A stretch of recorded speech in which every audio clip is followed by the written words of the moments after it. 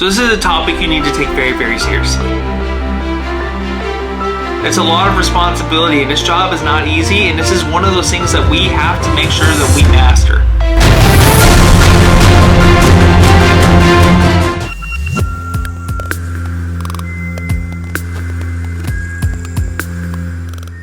So this is a topic you need to take very, very seriously. Now, I am appalled by the level of neglect and lack of concern that some chefs have taken surrounding this topic throughout my career. The first line of defense in having a clean and safe restaurant where guests feel comfortable eating is with you. You are the front line, and you need to be doing everything in your power to make sure that everyone is safe. It's a lot of responsibility, and this job is not easy, and this is one of those things that we have to make sure that we master. Allergies are super frustrating.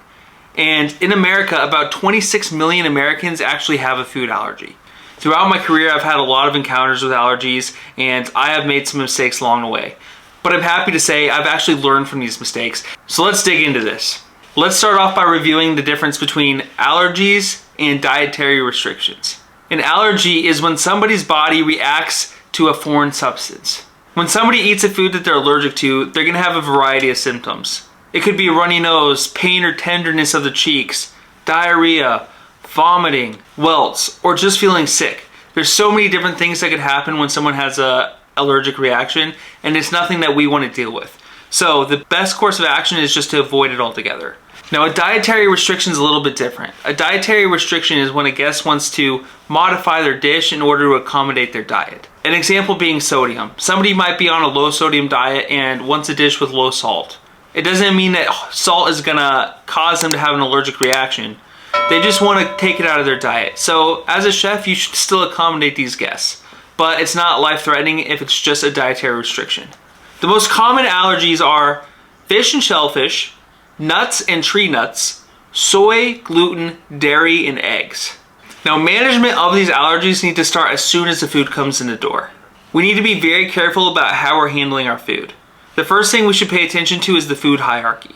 We want to keep items of specific allergies separated from other food.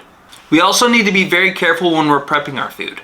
We need to make sure that if we're dealing with one of these specific items, we're continuously washing our hands after use, washing our utensils, making sure everything is clean and sanitized, switching out our cutting boards, doing everything in our power to make sure that particles of these food items are not mixing with other food items.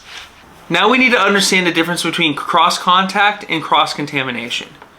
So let's say I have some peanuts, and I've dropped those peanuts in a bowl of salad. Now that salad, because it's mixed with the peanuts, is going to be cross-contaminated. So cross-contamination is when you're mixing two items that shouldn't be mixed. Cross-contact is a little different. Let's say I am frying something in a fryer.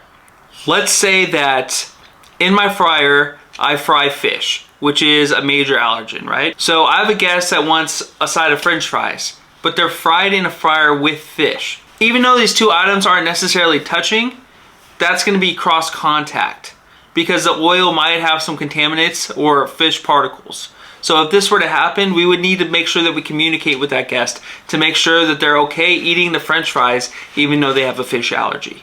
Now let's discuss how allergies need to be handled.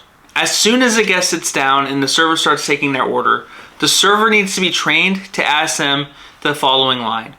Do you have any allergies or dietary restrictions that I should be aware of?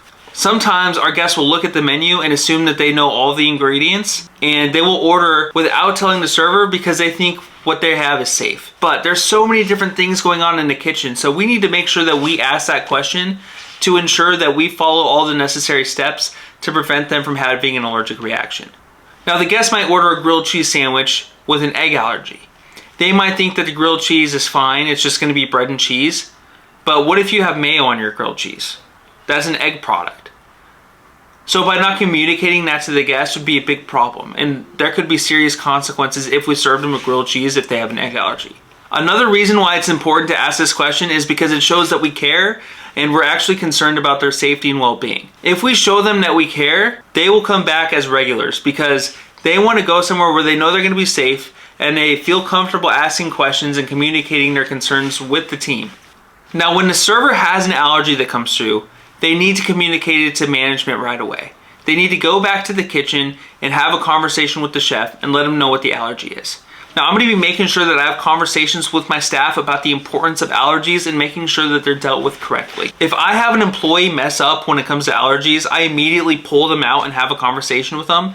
And if it happens over and over, then they're just not going to last long. Allergies are so important. There also needs to be a clear system where the allergy is on the tickets. Now, let's say you're using paper tickets. You need to indicate it with some colorful highlighter or possibly another piece of paper behind the ticket to indicate that it is an allergy item. And before the item goes out, it needs to be inspected by the chef and approved by the chef. That way we're not making anybody sick. Now, once the chef's aware that there's an allergy, he needs to communicate to his cooks that there is an allergy on the ticket and we need to be cautious when we're making this food. Now, I'm going to communicate to my team right away that there's an allergy coming in. Suppose you have a guest with a gluten allergy and they want a cheeseburger. Now, obviously, you're not going to be able to give them a bun, right? Now, you're going to communicate that to the server, and she's going to communicate that back to the guest. Now, when she's communicating that back to the guest, she's going to figure out what substitute we can use instead of a bun. Now, the guest might just want the burger. They might want it protein style with lettuce wraps instead of the actual bun. Whatever the case, we need to make sure that the guest knows that they can't have that product how it is, and that we're going to modify it, and then we're going to figure out exactly how we're going to move forward with this item. So before food is even ringing in, I'm setting the expectation with my servers that they're not to ring anything in until they come talk to me. Now, for a variety of reasons, this is very important. A, you're just creating more work for my already busy line cook. And B, you're running the risk of giving me a comp. I want to avoid both those things. So before the food's even ring in, they're coming to me to tell me what the allergy is. Now, once I'm aware of the allergy and I tell the server that it's okay to ring it in, I'm going to go back through all my recipes to make sure that I was correct in approving the allergy and that the allergy is actually not in that dish. A lot of recipes that I deal with have sub-recipes, which have sub-recipes, which have sub-recipes. Sometimes there's 20 total recipes that make up a dish. But I need to take my time and to be thorough and to double and triple check that the allergy is not in this dish. Now, when I'm done going through all the recipes, I need to be very cautious of ingredients. Here's what I mean by that. Let's say that you are dealing with a fish allergy and you're going through your recipes. Once you're done going through all your recipes, you realize that there's no fish in your recipes. But maybe it has something like Worcestershire. Well, if you look at the bottle of Worcestershire, the number one ingredient on there is going to be anchovies, which is a fish. Now, a guest with a fish allergy might not actually be able to eat that dish because of the Worcestershire. So I need to be very, very careful of all of our product on the shelves, and I need to know what ingredients they have. So let's say the guest does want a dish that's modified. I'm more than happy to modify it for them, but I need to teach my servers to tour guide the guests away from these dishes.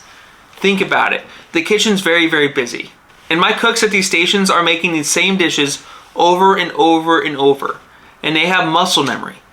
So when they're putting together these dishes, if I'm telling them to subtract one ingredient, it's very possible that just by how quickly they're working, because of how busy they are, that they might actually miss it. And that's not a risk I want to take. So I'm doing everything in my power to make sure that my servers are tour guiding around those dishes. Another thing that I'm going to do when that ticket comes through is I'm going to tell my cooks to sanitize their tools and to clean and switch out their cutting boards. This is going to reduce the risk of cross-contamination and cross-contact. Now, I'm also going to make sure that my cook is washing his hands and switches out his gloves before he even starts the dish with the allergy. When a dish is complete, I'm going to look at it in the window to make sure that the allergy is not there.